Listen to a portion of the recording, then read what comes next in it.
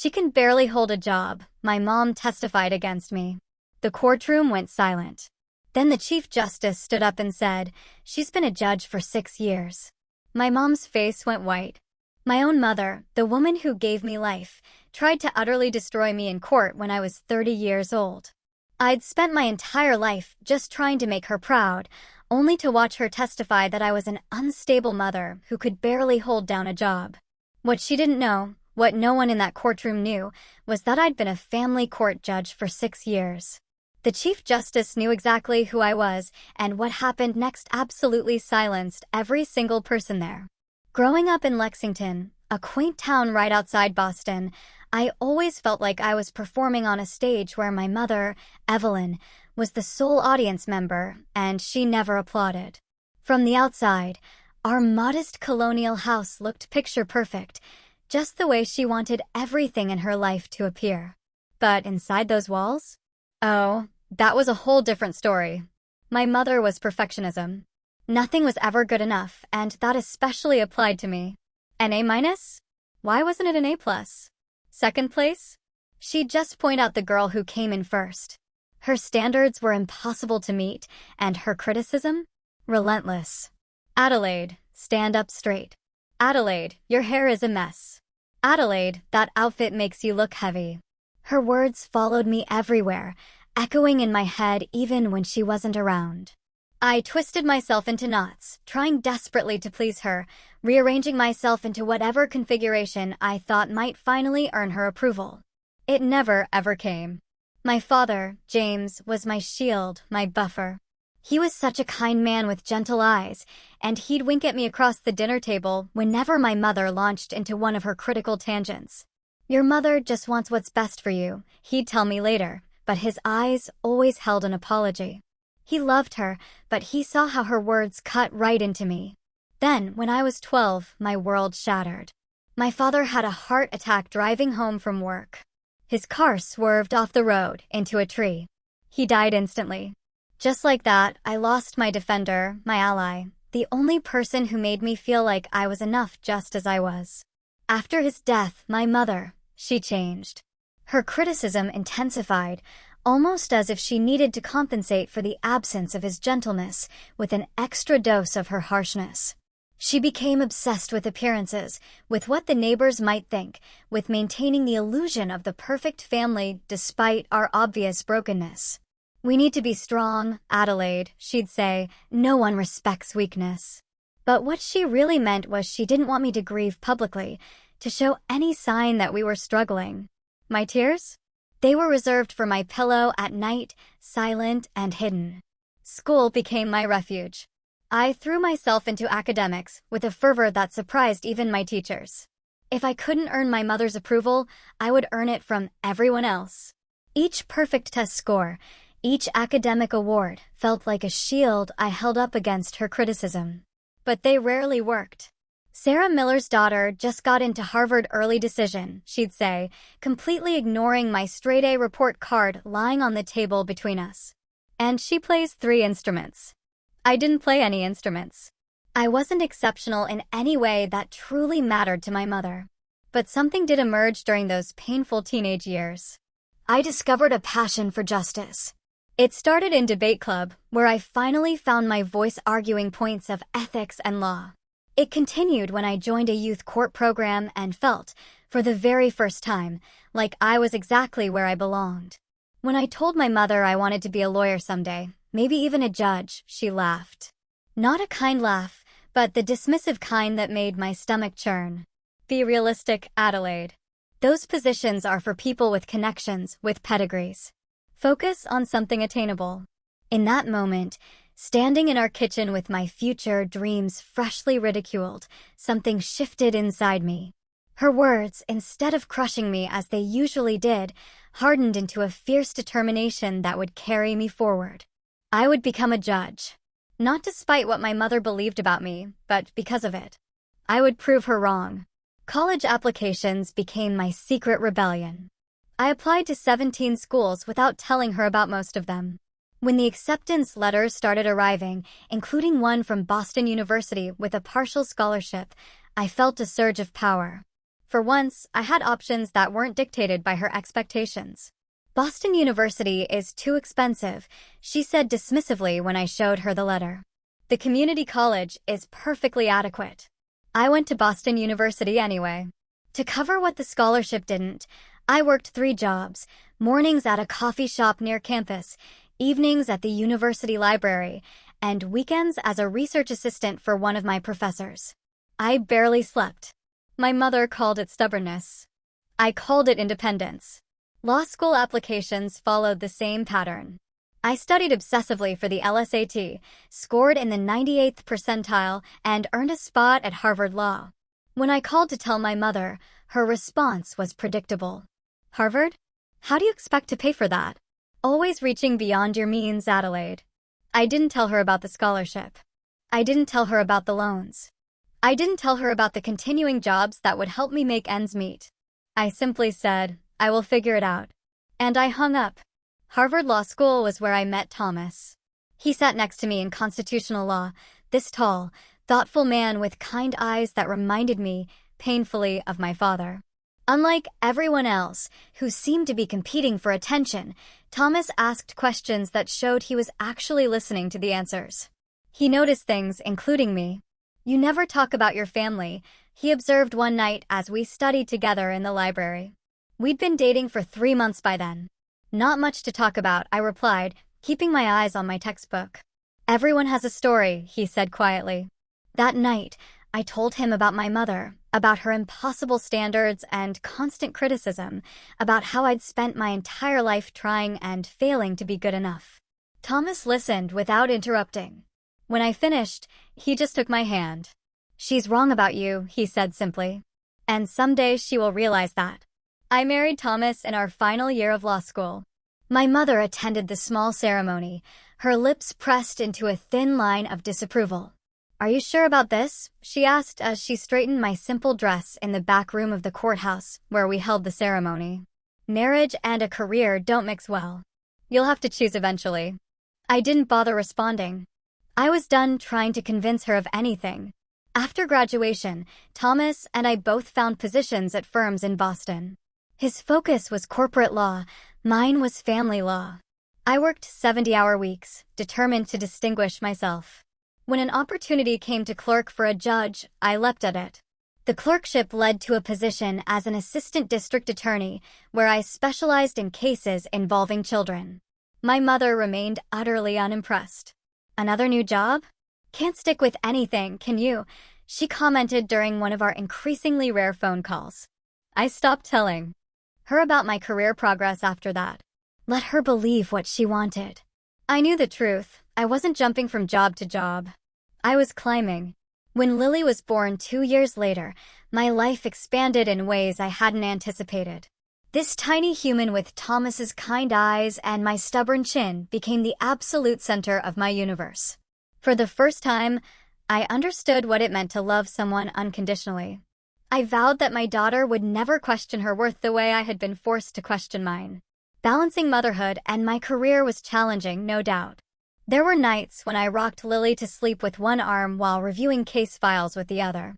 There were mornings when I showed up to court having slept 3 hours, with baby formula stains on my blazer that I covered with my robe. But I made it work. Thomas and I were partners in every sense, trading off responsibilities and supporting each other's ambitions. Then the call came about the judicial appointment. I was changing Lily's diaper. I was 24 years old, one of the youngest judges ever appointed in our district. The committee had been impressed by my work as an ADA, particularly my handling of sensitive cases involving children in crisis. The position was in family court, exactly where I wanted to be. I accepted immediately. That night, Thomas brought home champagne, and we celebrated in our small apartment with Lily babbling happily between us on the couch. Are you going to tell your mother? Thomas asked gently. I considered it. For a moment, I imagined her pride, her realization that she had been wrong about me all along. Then reality reasserted itself. No, I said finally. She'd find a way to diminish it, to make it seem less than what it is. So my mother continued to believe that I was professionally unstable, jumping from job to job, unable to commit to a career path. Meanwhile, I donned a black robe each morning and made decisions that affected the lives of families in crisis. The irony was not lost on me. For 6 years, I served as a judge while my mother remained ignorant of my position. We maintained a distant relationship, obligatory holiday visits and occasional phone calls that left me drained. She doted on Lily, but couldn't resist criticizing my parenting. She seems very attached to that pacifier. You know that will ruin her teeth. Is that what you're feeding her? No wonder she's so fussy. You work too much.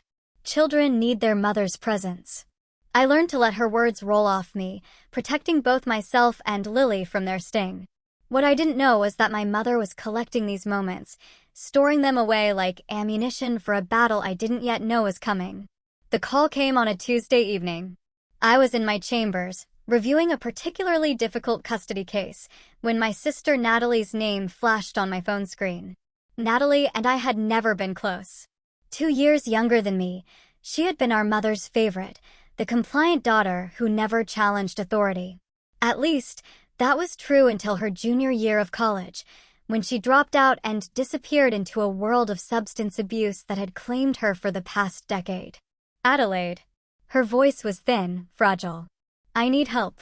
She was in rehab again, her 3rd attempt at sobriety. This time, Child Protective Services had intervened. Her children, Emma and Jack, ages 6 and 4, had been found alone in their apartment while Natalie was unconscious from an overdose in the bathroom. She had survived, but her parental rights were in jeopardy. They say I can't have them back until I complete the program and prove I can stay clean, she said, her voice breaking. They're talking about foster care, Adelaide. Please, don't let them put my babies in foster care. I closed my eyes, feeling the weight of what she was asking. Thomas and I had discussed taking in Natalie's children before, during her previous crises, but it had never come to this point. Now it was real. These children, my niece and nephew, whom I had only met a handful of times, needed a home. Let me talk to Thomas, I said. We'll figure something out. Thomas didn't hesitate.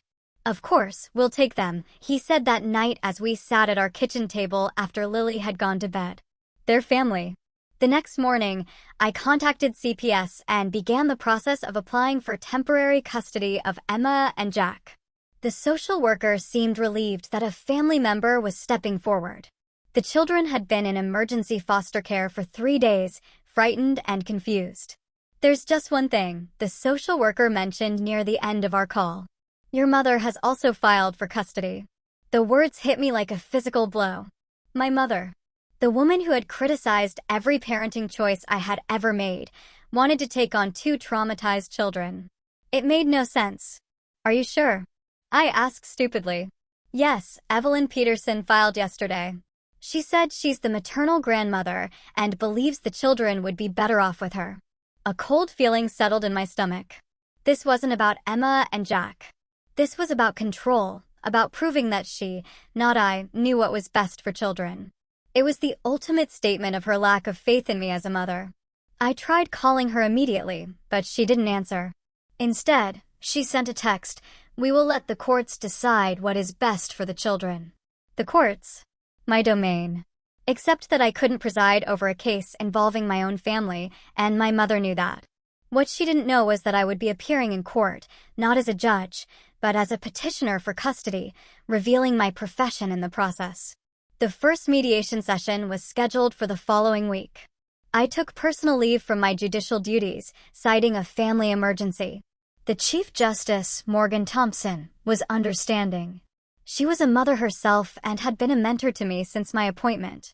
Take whatever time you need, she said. Family comes first.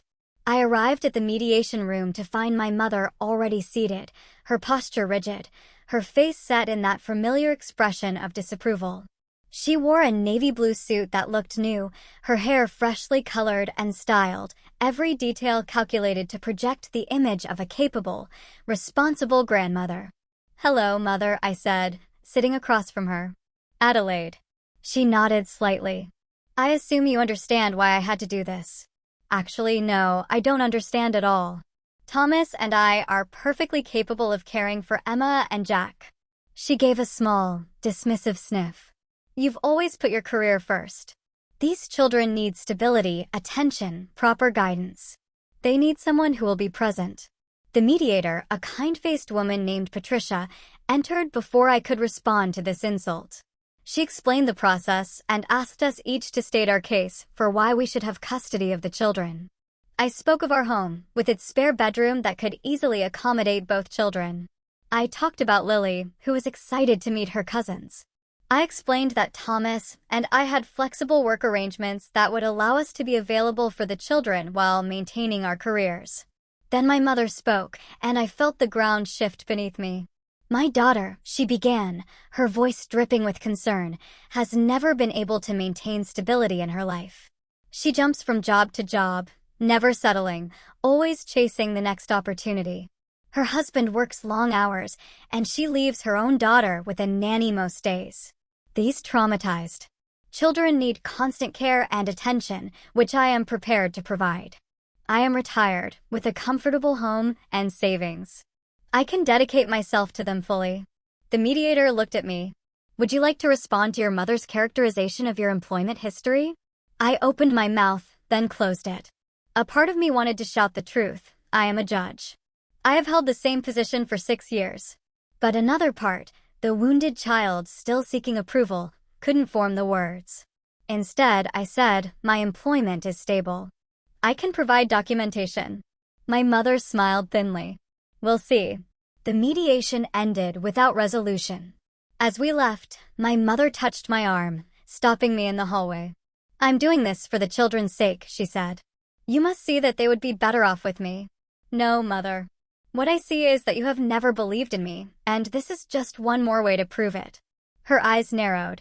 If you really cared about those children, you would step aside. I pulled my arm away. If you really cared about me, you would have supported me just once in my life. I walked away, my hands shaking.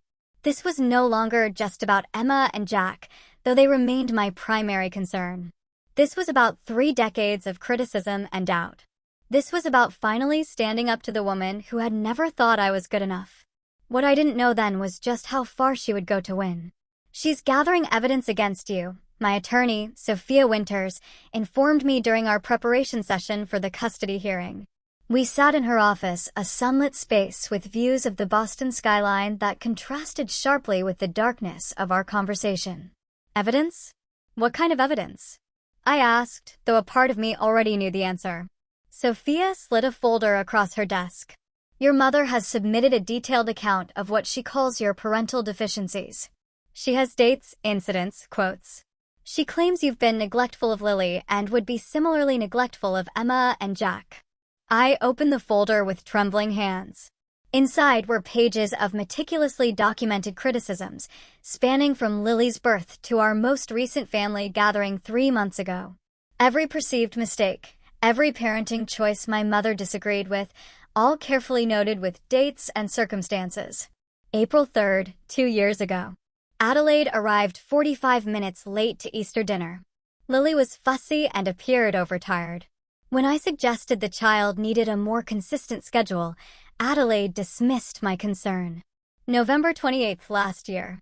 Found Lily playing unsupervised in the living room while Adelaide was on her phone in the kitchen. Child could have injured herself on numerous hazards. On and on the list went, a chronicle of manufactured inadequacies that made me look like a careless, self-absorbed mother. The final entry turned my blood cold, June 10th this year. Adelaide admitted she sometimes takes work calls during Lily's dinner time. Prioritizes career over child's basic needs. Pattern of behavior suggests fundamental unsuitability for taking on additional childcare responsibilities. She's been planning this, I whispered. All those visits, those times she offered to watch Lily. She was building a case against me.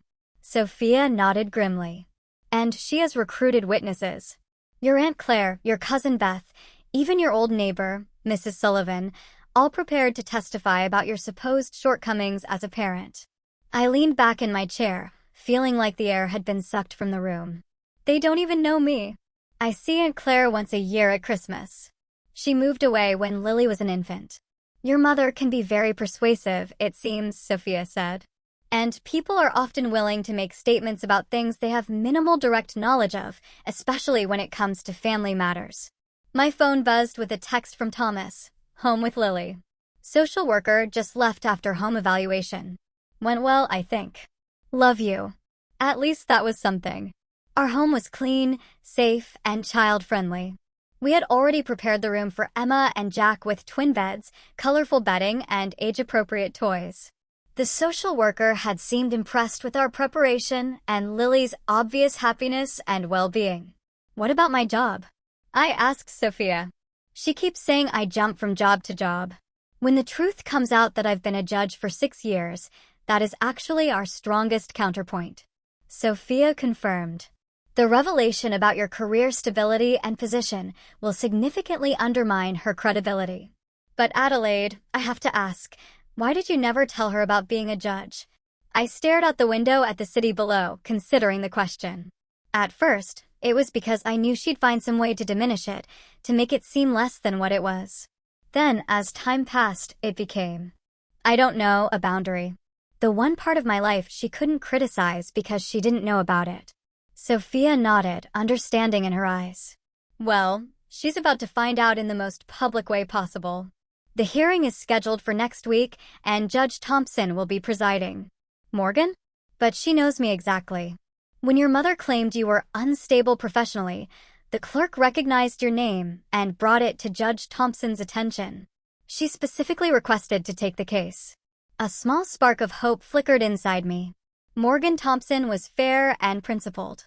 She wouldn't show favoritism, but she would ensure the truth came to light. That evening, as Thomas and I sat on our back porch after putting Lily to bed, I showed him my mother's documented list of my failures. This is insane, he said, his voice tight with anger. These are completely normal parenting moments twisted to sound neglectful. Being late to Easter dinner makes you an unfit mother? Taking a work call during dinner occasionally means you don't care about your child? By these standards, no parent would qualify as adequate. I leaned against his shoulder, exhausted. She's always been like this. Nothing I do is ever good enough, but I never thought she would go this far. We will fight this, Thomas said firmly. And we will win. The truth is on our side. But as the hearing approached, my confidence wavered. Rumors were spreading through the legal community about the case. Colleagues looked at me with curiosity or pity. I had taken a leave of absence from my judicial duties, but the courthouse was still my workplace, and now it would be the stage for this painful family drama. 2 days before the hearing, Thomas found me sitting on the floor of what would be Emma and Jack's room, surrounded by children's books, crying silently. Adelaide, he said, sitting beside me and taking my hand. Talk to me. What if she's right? I whispered. What if I'm not good enough? What if I can't give these children what they need? Thomas took my face in his hands, forcing me to look at him. Listen to me. You are an exceptional mother to Lily. You will be an exceptional aunt and guardian to Emma and Jack. Your mother's voice in your head is not the truth. It never has been. I nodded, wanting desperately to believe him. The day before the hearing, we met with Emma and Jack for the first supervised visit CPS had arranged. They were beautiful children with Natalie's dark hair and solemn eyes. Emma, the 6-year-old, was protective of her younger brother, constantly checking to make sure he was okay. Jack, at 4, was shy but curious, peeking at us from behind his sister. Hi, I said, kneeling to their level. I'm your Aunt Adelaide, and this is your Uncle Thomas, and this is your cousin Lily. Lily, excited to meet her cousins, stepped forward with a book in her hands. Do you like stories? She asked them. Emma nodded cautiously. Me too, Lily said, and sat down cross-legged on the floor, patting the space beside her. Slowly, Emma and Jack joined her, and as Lily began to read the book she had memorized, I saw the first hint of relaxation in their small bodies. Thomas squeezed my hand, and in that moment, I knew with absolute certainty that we were doing the right thing. These children belonged with us as part of our family, and I would fight with everything I had to make that happen. That night, I couldn't sleep.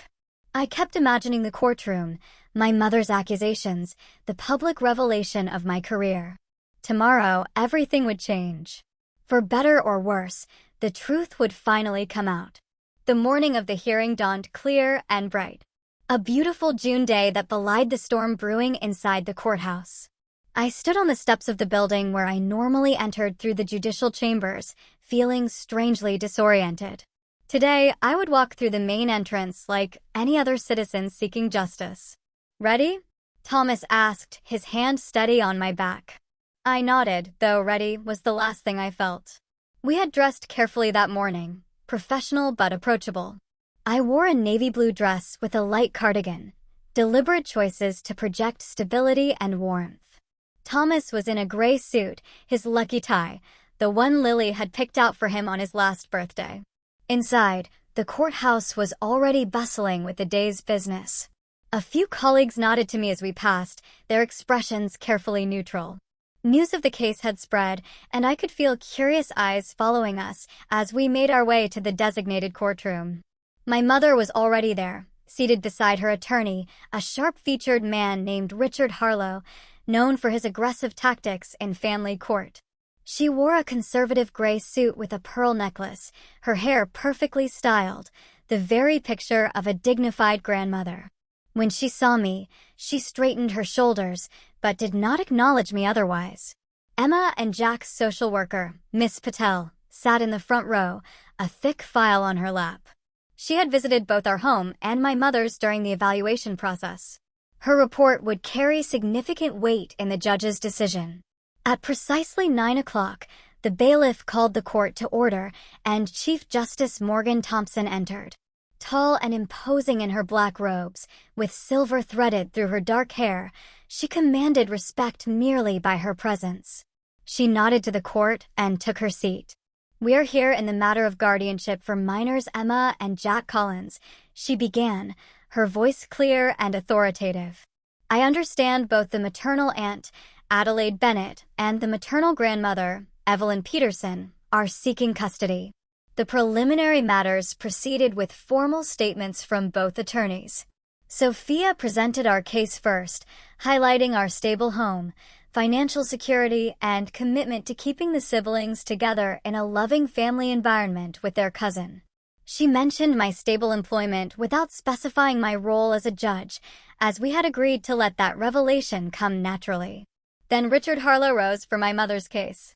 His opening statement painted a picture of my mother as the selfless grandmother, willing to devote her retirement years to raising her grandchildren, contrasted with me, the supposedly career-obsessed niece who could not be relied upon.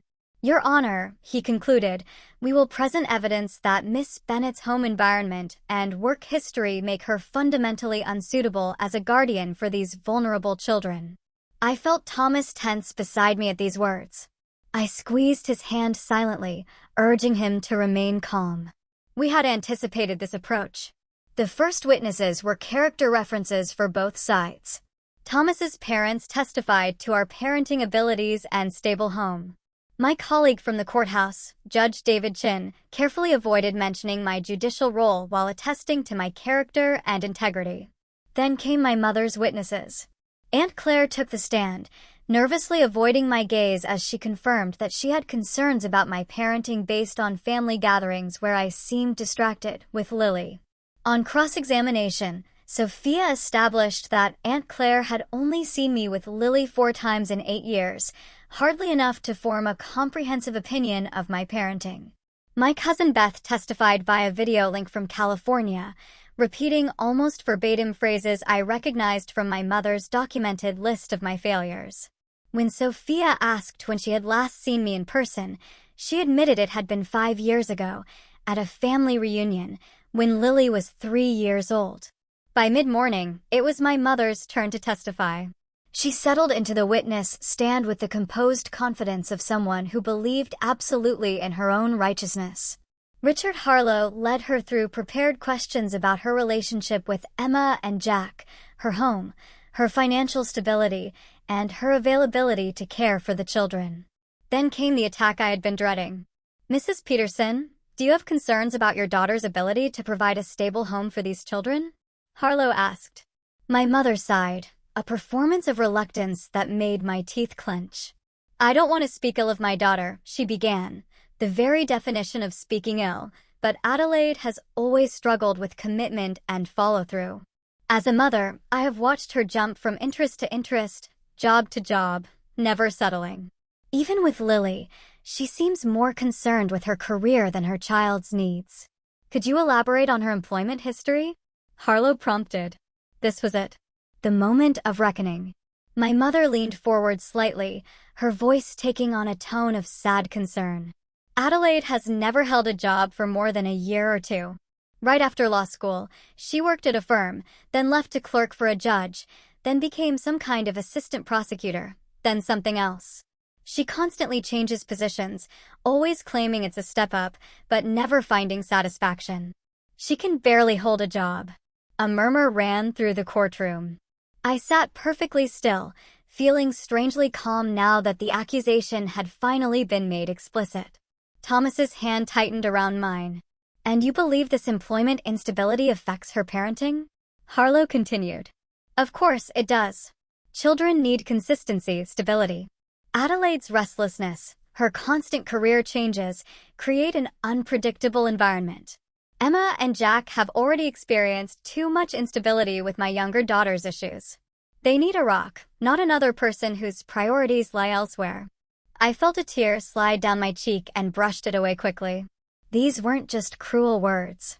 They were a fundamental misunderstanding of who I was, who I had always been. My mother truly believed I was incapable, unreliable, inadequate. When Richard Harlow finished his questioning, Sophia stood for cross-examination. She approached the witness stand with measured steps. Mrs. Peterson, she began, when was the last time your daughter told you about a job change? My mother frowned slightly. She doesn't always tell me directly, but I know she has moved around frequently in the legal profession. So, you don't actually know her current employment status or position? I know she works as some kind of lawyer, my mother said dismissively. The specifics change so often it's hard to keep track. Sophia nodded thoughtfully. Your Honor, I would like to introduce evidence regarding Miss Bennett's employment history. Chief Justice Thompson nodded. Proceed. Sophia handed a document to the court clerk, who passed copies to the judge, my mother's attorney, and my mother. This is a verified record of Adelaide Bennett's employment history since graduating from Harvard Law School 8 years ago. My mother glanced at the paper, her expression unchanged. Mrs. Peterson, would you please read the final entry on that employment record? Sophia requested.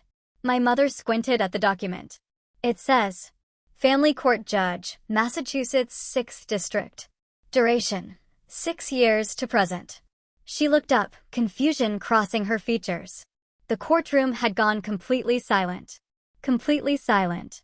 Every eye moved between my mother and me. Chief Justice Thompson cleared her throat. For the record, she said, her voice resonating in the quiet room, I can confirm that Adelaide Bennett has served as a judge in this very courthouse for the past 6 years.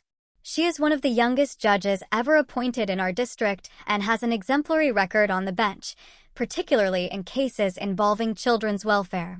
My mother's face went white. Her hand, still holding the employment record, trembled visibly. She has been a judge for 6 years. The Chief Justice repeated the words, hanging in the air like a verdict. Richard Harlow leaned over to whisper something to my mother, who shook her head slightly, still staring at me with an expression of utter disbelief. Mrs. Peterson, Sophia continued gently. Given this information, would you like to revise your statement about your daughter's employment stability? My mother swallowed hard. I was not aware of this position, because your daughter stopped informing you about her career achievements after years of having them dismissed and criticized. Is that correct? Before my mother could answer, Richard Harlow stood. Objection, Your Honor. Counsel is testifying. Sustained, Chief Justice Thompson said. Miss Winters, please rephrase. Sophia nodded. Mrs. Peterson, when was the last time you expressed pride or approval regarding one of your daughter's career accomplishments? My mother's gaze dropped to her hands. I do not recall specifically. No further questions, Your Honor, Sophia said, returning to her seat beside me. As my mother stepped down from the witness stand, her shoulders slumped in a way I had never seen before. For the first time in my memory, she looked small. The next witness was Miss Patel, the social worker, who testified that both homes were physically appropriate for the children, but that her recommendation favored placement with us due to the presence of a cousin close in age and the strong family unit we had demonstrated. Finally, it was my turn to testify. As I took the oath, I felt a strange sense of peace. The truth was out now. Whatever happened next, I would no longer be carrying the weight of that secret. Sophia led me through questions about our home, our plans for integrating Emma and Jack into our family, and my relationship with my sister Natalie. Then she addressed the elephant in the room. Adelaide, could you explain to the court why you never informed your mother about your position as a judge? I took a deep breath and looked directly at my mother for the first time that day. From the time I was a child, nothing I did was ever good enough. Every achievement was met with criticism. Every goal dismissed as unrealistic. When I was appointed to the bench 6 years ago, I made the decision not to share that information with my mother because I wanted one part of my life to be free from her judgment. I wanted to do my job without hearing all the ways she thought I was failing at it.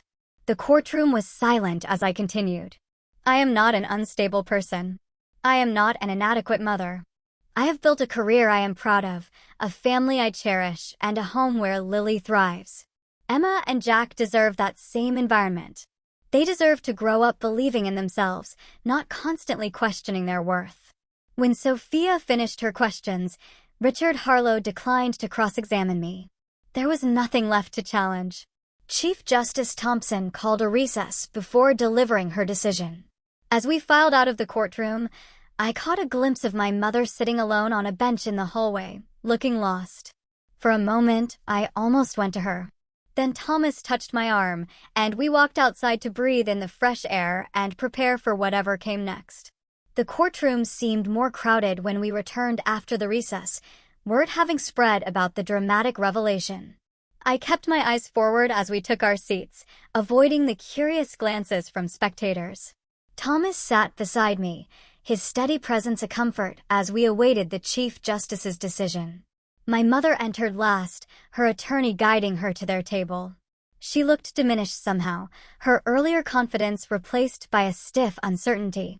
When our eyes briefly met, she quickly looked away, a gesture that spoke volumes about how the power dynamic between us had shifted. Chief Justice Thompson returned to the bench, her expression unreadable as she settled into her chair and arranged the papers before her. The courtroom fell silent in anticipation. After careful consideration of all testimony and evidence presented today, she began, I have reached a decision in the matter of guardianship for Emma and Jack Collins. She outlined the factors considered, the stability of both households, the relationship with the children, the support systems in place, and the recommendations of the social worker. I held my breath, feeling Thomas's hand tighten around mine.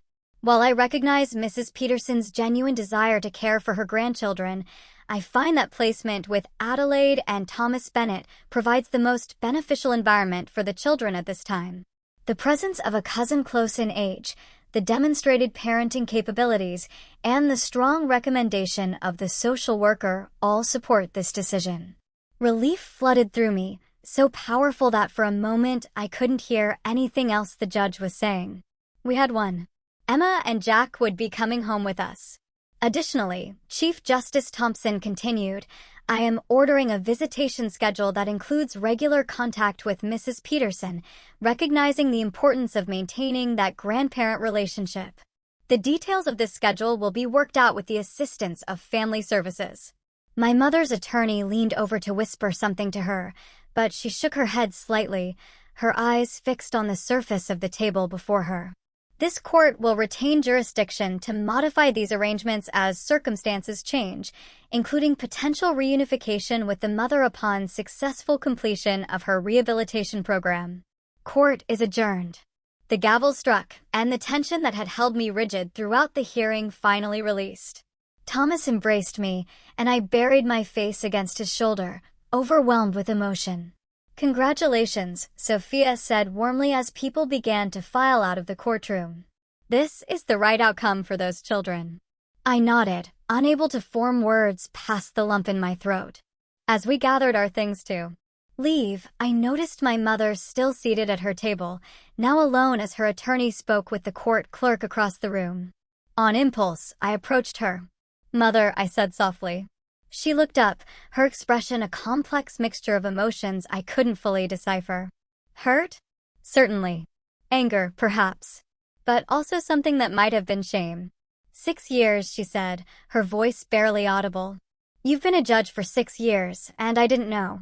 You never asked, I replied simply. You assumed I was failing. She flinched slightly at my words. I was trying to protect you from disappointment. The world is harsh, Adelaide. I wanted you to be prepared. By making sure I never felt good enough? That was not protection. That was control. Her lips pressed into a thin line. You have always been so stubborn, so convinced you knew better than me. And I proved I did, I said, not unkindly. Mother, I built a life you know nothing about because you never bothered to really see me, to listen to me. You created a version of me in your head that doesn't exist. She looked away, gathering her purse and standing abruptly. The judge said I get visitation with the children. Yes, and we will honor that. But there will be boundaries, Mother. I will not allow Emma and Jack to grow up feeling the way I did. Constantly criticized and diminished. I never, she began, then stopped. For perhaps the first time in our relationship, she seemed at a loss for words. We can talk about arrangements next week, I said.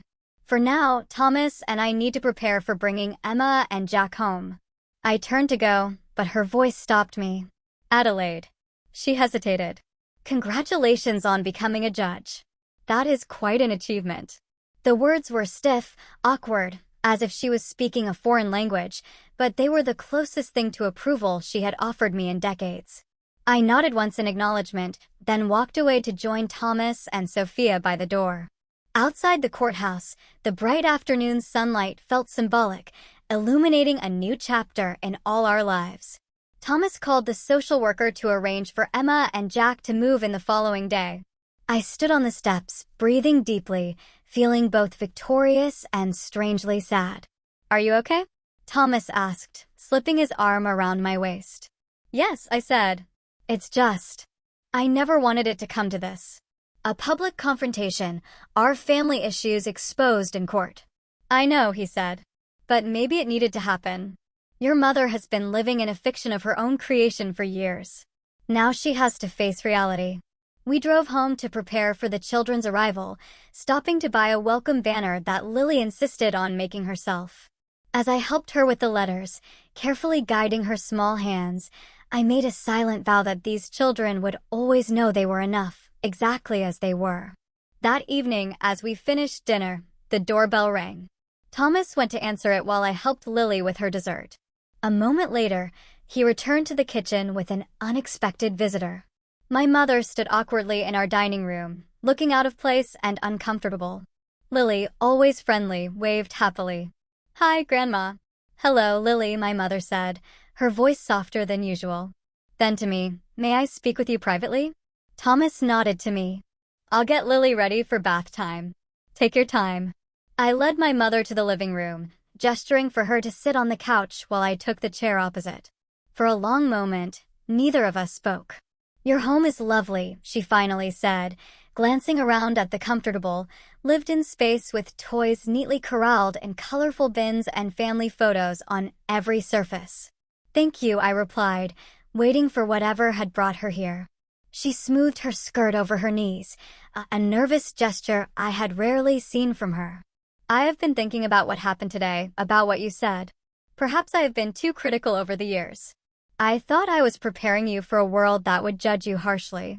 I didn't want you to be disappointed when things didn't work out as you hoped. But things did work out, Mother, I said, my voice gentle but firm. I became exactly what I said I wanted to be, and you missed it because you were so certain I would fail. She flinched slightly. Yes, I see that now. She paused, struggling visibly with what to say next. Adelaide, I don't know how to be different than I am, but I would like to try. For Emma and Jack's sake, and for Lily's, and perhaps for ours as well. It was not quite an apology, but from my mother, it was extraordinary, an acknowledgement, at least, that something needed to change. It will take time, I said carefully. Trust is built slowly, especially after it has been broken repeatedly. She nodded, her eyes downcast. I understand. I just want a chance. We can start with the visitation schedule for Emma and Jack, I offered. Perhaps you could come for Sunday dinners. Spend some time getting to know them in our home first, where they feel safe. I would like that, she said. And for a brief moment, I glimpsed something in her eyes I had been seeking my entire life: respect. As she rose to leave, she paused by the mantel where a photo stood, me in my judicial robes, Thomas and Lily beside me at my investiture ceremony. You look very distinguished, she said quietly. Your father would have been proud. She left before I could respond, the mention of my father bringing a fresh ache to my heart. I stood in the doorway, watching her walk to her car. This complicated woman who had shaped so much of who I was, for better and worse. Thomas found me there a few minutes later, still looking out at the now empty street. What did she want? He asked gently. A second chance, I think.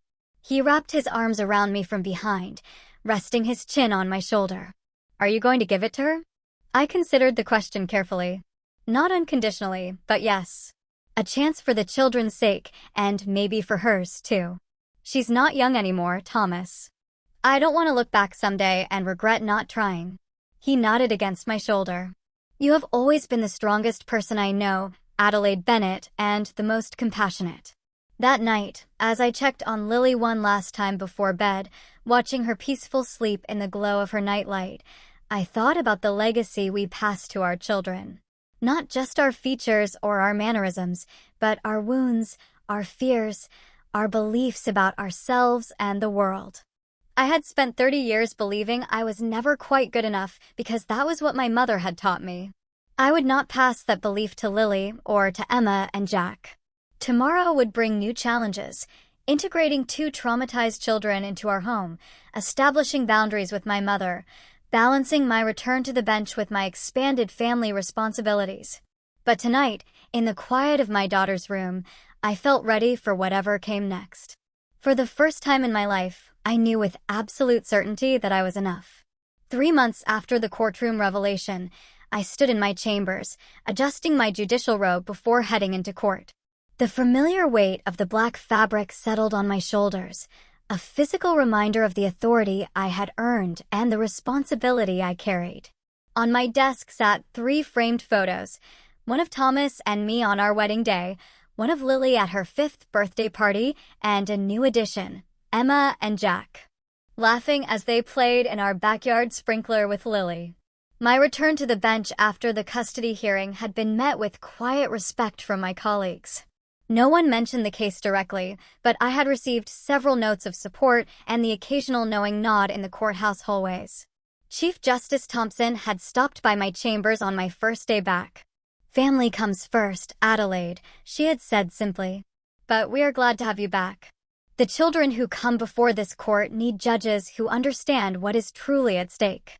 I had thanked her, not just for her words, but for her role in revealing the truth. She had waved away my gratitude. The truth has a way of emerging when it is most needed. At home, we had settled into a new rhythm with 5 of us instead of 3. Emma and Jack had arrived with small suitcases and guarded expressions, uncertain of this new arrangement. Lily had immediately appointed herself their personal tour guide, showing them the backyard tree swing, the secret cupboard under the stairs where we kept board games, and the kitchen drawer dedicated to art supplies. You can have anything in here, she had told them solemnly, except the glitter. That is only for special projects because Daddy says it multiplies when you are not looking. The first few weeks had been challenging. Jack had nightmares that sent him screaming into wakefulness, his small body shaking with terror until one of us could reach him. Emma, protective and watchful, had initially insisted on supervising every interaction between her brother and us, as if she didn't quite trust that we would take proper care of him. Thomas and I had established a stable routine, understanding that consistency would help them feel secure. Bedtimes, meals, playtimes all followed a predictable pattern. Slowly, the children began to relax. Jack's nightmares became less frequent. Emma started to play more and supervise less. They began to feel like part of our family rather than visitors in our home. Natalie called weekly from rehab, her voice stronger each time. She spoke to her children with a combination of love and regret that broke my heart. "I'm getting better," she told them. "Aunt Adelaide and Uncle Thomas will take good care of you until I can." I had visited her twice, seeing for myself the progress she was making. This time felt different from her previous attempts. It felt real.